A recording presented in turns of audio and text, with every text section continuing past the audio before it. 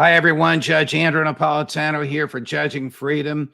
Today is Monday, July 10, 2023. Larry Johnson joins us now. Larry, of course, a pleasure. Thanks very much for your time today. You know, just when we thought the Prigozhin stuff was behind us, the Kremlin announces that President Putin invited Yevgeny Prigozhin and its 35 senior commanders to come to the Kremlin, and they met. I haven't seen the photos, but apparently there are photos out there that the Kremlin has put out. So what was this? A stunt, a coup, a temper tantrum?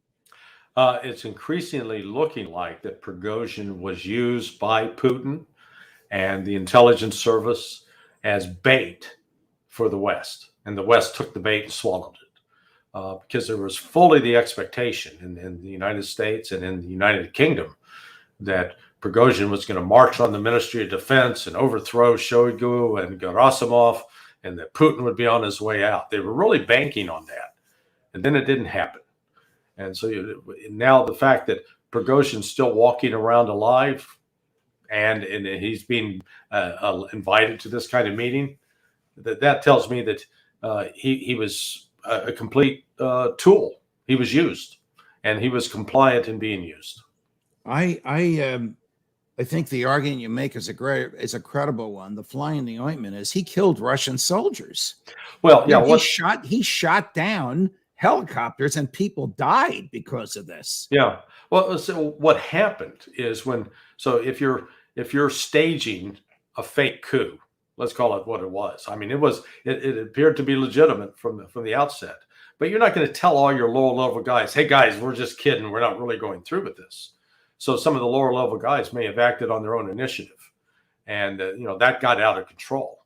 But the fundamental point remains that the Russian intelligence was aware of what Prigozhin was doing.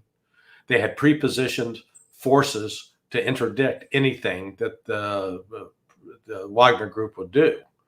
And, I think it's always a possibility that this got out of hand. But as you correctly note, these guys died. And if Prigozhin was really a traitor, he'd be dead by now. The fact that he's walking around seems to, confirm that he was a ploy. He was a bait. Do intelligence communities, I use the word loosely, so I'm talking about the CIA, the FSB, MI6, etc. Do they do these things to each other just to embarrass them, embarrass their adversaries? I mean, might the FSB have set up the CIA so they had that briefing the weekend before and told the Gang of Eight in Congress, here's what's happening. It's a real coup. It's going to happen. We're not behind it. We know about it. We're not going to interfere with it. We're not going to warn Putin. And it turned out it was a dud in order to embarrass the CIA? No, embarrassment's just a peripheral, let's call it just collateral benefit. The reality is the Russians were aware that Western intelligence agencies have been trying to subvert and destroy Russia. They recognize that the United States Intelligence Service is a hostile force, and they have to be prepared to deal with that. And to that end, their counterintelligence capabilities are far better than that of the United States. And so I'm not sure at what point they became aware of Prigozhin's activities. I think Prigozhin was sincere in his desire to betray Russia initially, but he got flipped and became a cooperator. And to that end, it was not so much to embarrass the West, but to to frustrate any attempt by the West to subvert Russia, and and embarrassing them is just sort of a collateral benefit. Were those photos that we all looked at and which we showed here on Judging Freedom last week that showed the raid of his headquarters and the discovery of gold bars and Prigozhin in a wig and a disguise, was all that a fraud? No. I think it's real. Part of it is this is the price Prigozhin's going to pay. He will be stripped of his wealth, or some of it. He gets to live. That may be the deal.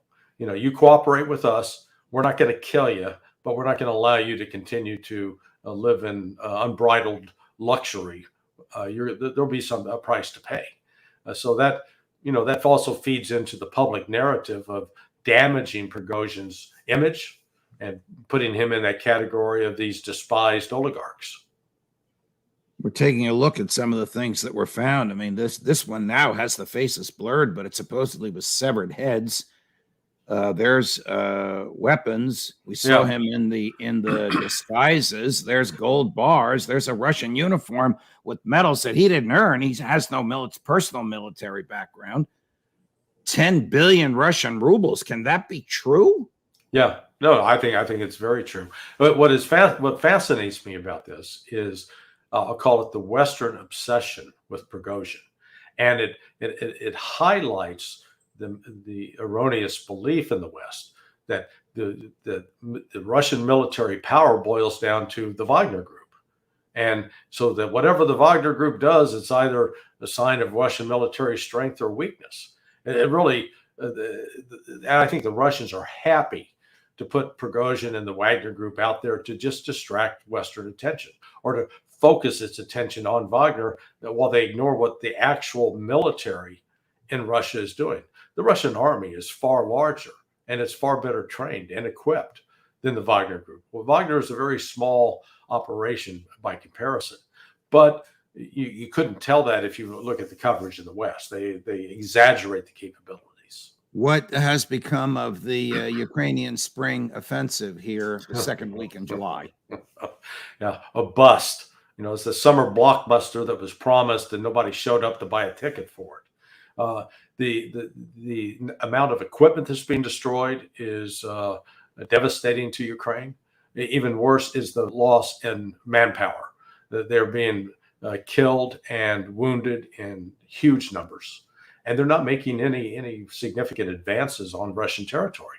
A few kilometers here or there, but they still haven't even reached the first line of defense. So that's what, and in fact, it's gotten so bad, as Joe Biden admitted the other day, that the United States is finally we're going to send 155 millimeter cluster bombs to the Ukrainians because we no longer have the ability to produce the conventional shell, and Ukraine's running out of it. And so this is all we have left. And it's a bunch of old ammunition that's been in storage, and in contrast to the claims that, it's going to be highly reliable. That's ridiculous. Here's Admiral Kirby on cluster bombs. The president made the decision to send cluster munitions. They are banned in so many places around the world, including most of our allies. Why send them to Ukraine? Simple. This is about keeping Ukraine in the fight. You were just there. You talked to President Zelensky about the counteroffensive, and in some ways, it's not going as fast as he would like. They are using artillery at a very accelerated rate, Martha. Many thousands of rounds per day. This is literally a gunfight in all along, from the Donbass all the way down towards Zaporizhia and Kherson. And so they're running out of inventory. We are trying to ramp up our production of the kind of artillery shells that they're using most. But that production rate is still not where we want it to be. So we're going to send these additional artillery shells that have cluster bomblets in them to help bridge the gap as we ramp up production of normal 155 artillery shells. So you're sending those cluster munitions because we don't have enough of the kind of munitions they need. That is right. Wow. Yeah. Well, a couple of questions. How dangerous, how reckless, Tony Blinken, Lloyd Austin, Jake Sullivan, Joe Biden, is it for us to have depleted our substantial American need for artillery weapons? Question one. Question two, had you heard anywhere, Larry, before yesterday, Sunday, that the Russians were using cluster munitions in Ukraine? Yeah, no. The last question first, no. The Russians were not using it. The U.S. was claiming they were using it as a propaganda ploy. But now going back to the first question, the United States has stripped its industrial capability. And Kirby's talking about, we're ramping up to start producing. And you've heard Jake Sullivan say the same thing. And I tell you what, by the end of next year, the United States will be in a position in 1 year, we'll be able to produce the amount of shells that Ukraine right now is firing in 1 month. So just do the math. In other words, the United States is never in the foreseeable future going to produce enough artillery shells to keep Ukraine in the fight. But you know what? It's going to become moot after December, I believe, because there is no way Ukraine can sustain itself in this combat operation with the loss of manpower and equipment that it's experiencing. Should the Secretary of Defense resign if the president asks him to deplete the supply of an essential armament for the defense of the United States of America? Yeah, if he had any integrity, which he doesn't. So, the reality, Judge, you realize why the people banned this cluster munition? Because the munitions themselves look like small balls. And who picks up a ball to throw it? Kids. A child. Yeah. So it's really a horrendous weapon from the standpoint that when those bomblets fall, they don't all explode. And so it's laying around, and the kids being kids, they're going to pick it up and throw it. Some adults may do so as well, but it's largely for kids. I mean, and that's the downside of it. Plus, these things, I think Scott was on your show recently, noting that these ammunition, these pieces have been in storage for quite a while. And while they're insisting that, oh yeah, they have a low failure rate, that's nonsense. They have a high failure rate, which means when it explodes, it's going to scatter a lot of these bomblets that are not going to go off, and that will pose a hazard. And you're going to have somebody, explosive ordnance demolition teams go out to try to clean those up.